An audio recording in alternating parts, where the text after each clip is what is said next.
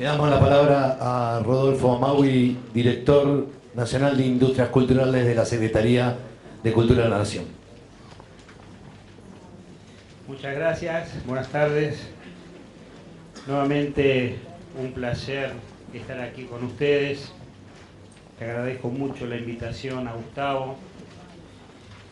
Y me gustaría conversar sobre uno de los aspectos que tiene estas tecnicaturas, que como todo hecho podemos analizarlo desde lo material, concreto, específico, cuántos inscriptos, cuántos cursos, cuántos egresados, pero también podemos analizarnos sobre algo que va más allá de eso, que es el valor simbólico que tiene cualquier emprendimiento humano.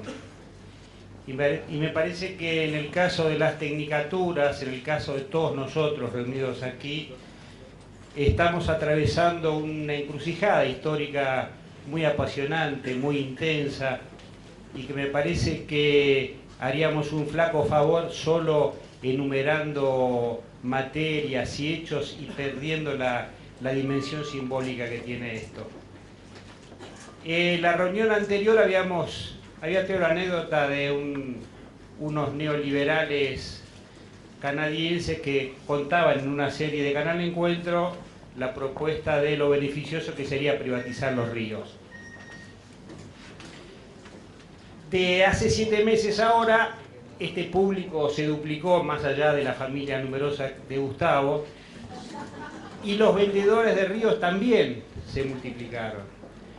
Prueba de esto es pensar cómo ha involucionado la economía de los países centrales durante estos 7 meses, cómo ha crecido en millones la desocupación en estos países, cómo se va demostrando que tienen gobernantes absolutamente por debajo de la altura de las circunstancias, cómo nos vamos dando cuenta día a día el fenómeno de esta crisis generado en los 90 con una superproducción de la economía capitalista que la combinaron con una menor participación de los trabajadores en las rentas nacionales, que generó una enorme masa de dinero que fue a los bancos, que fue a la especulación financiera y que fue separando aceleradamente lo que son los procesos productivos de los procesos especulativos.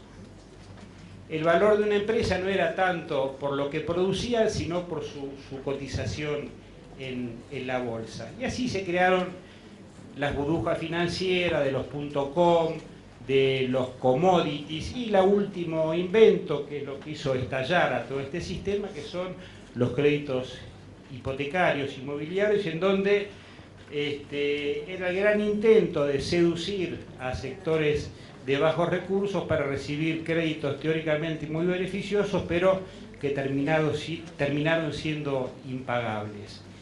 Durante toda esta operación el Estado se mantuvo al margen, las financieras hicieron su trabajo, y sí, el Estado es llamado a participar para salvar a los bancos en quiebra o para imponer políticas, y ahora sí, la política tiene un sentido, políticas de ajuste contra las poblaciones de Grecia, de España, de Italia.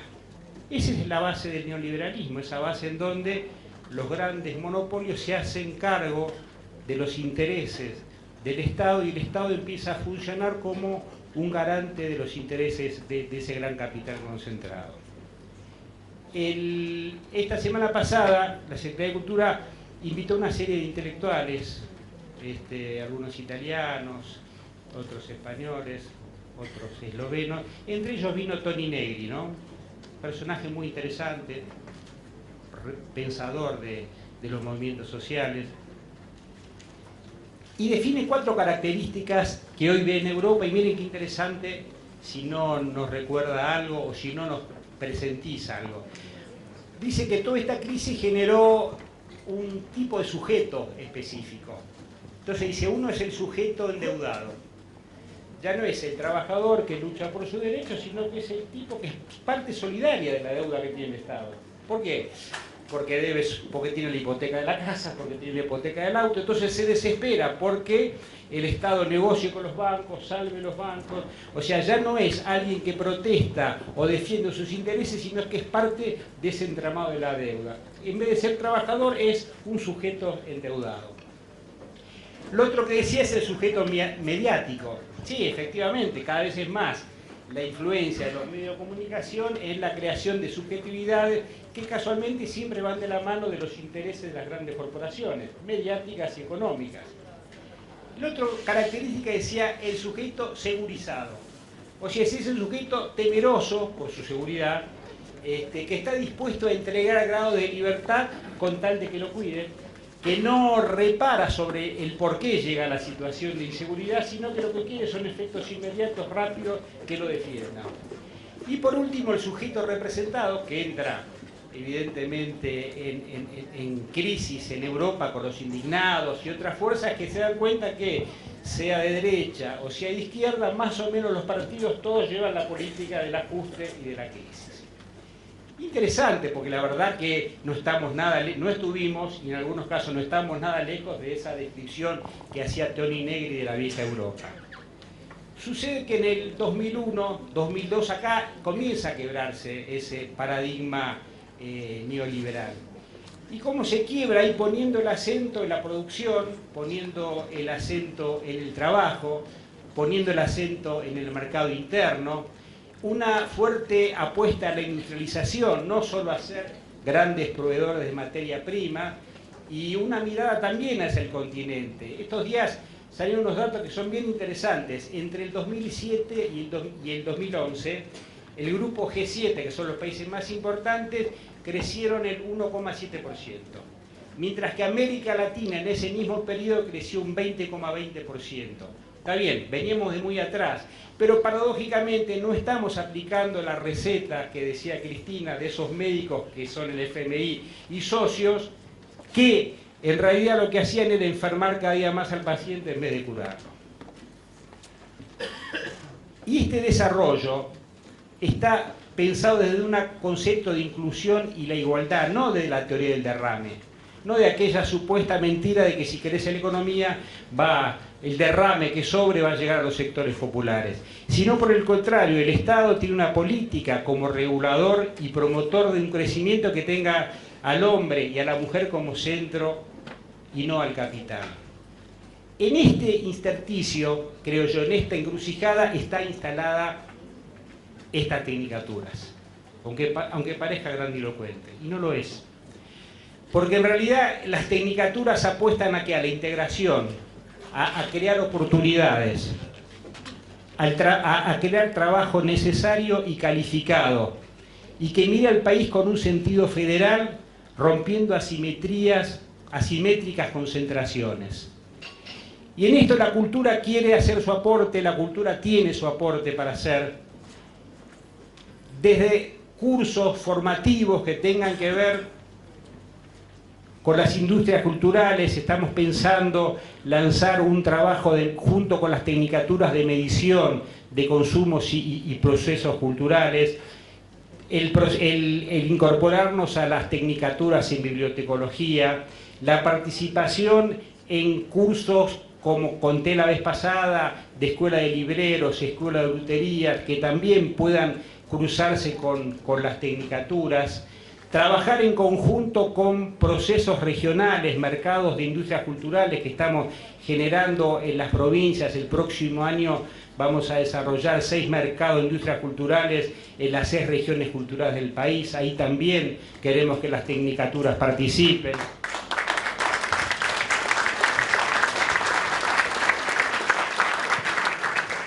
Y para terminar, y refiriéndome a lo de la bibliotecología, perdón Graciela, tengo acá una de las mejores bibliotecarias de Argentina, voy a hablar algo, pero de atrevido. No, simplemente hay un fantástico libro que es Historia de la Biblioteca Nacional de Horacio González, y cuenta algo que tiene que ver también con las encrucijadas. No sé qué hago. Así. Que tiene que ver con las grandes encrucijadas. Es un artículo no firmado, pero se supone que sí, es de Mariano Moreno, en la Gaceta, en 1810. ¿Qué pasaba? El Colegio San Carlos, el que después es el Colegio Nacional de Buenos Aires, se transforma en cuartel de los soldados patricios. Comienza la guerra por la independencia. Entonces la ciudad se queda sin esa escuela. Y primero reflexiona Moreno y dice, el artículo se llama Educación, ni más ni menos. Dice, si el magistrado no empeña su poder y su celo en precaver el funesto término a que progresivamente conduce tan peligroso estado, el de la guerra, el de la violencia, el de la muerte, necesario pero funesto, como bien lo dice Moreno, tan peligroso estado, a la dulzura de las costumbres sucede la ferocidad de un pueblo bárbaro y la rusticidad de los hijos deshonra la memoria de las grandes acciones de sus padres. Esta era la preocupación de Moreno, que el avance con la independencia unido al cierre del colegio generara esa situación en donde íbamos a lamentarnos a futuro.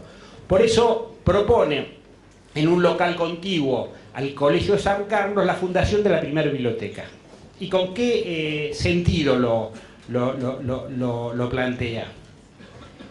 La Junta se ve reducida a la triste necesidad de crearlo todo, y aunque las graves atenciones que lo agobian no le dejen todo el tiempo que deseara consagrar a tan importante objeto, llamará a su socorro a los hombres sabios y patriotas que, reglando un nuevo establecimiento de estudios adecuado a nuestras circunstancias, formen el plantel que produzca algún día hombres que sean el honor y la gloria de la patria.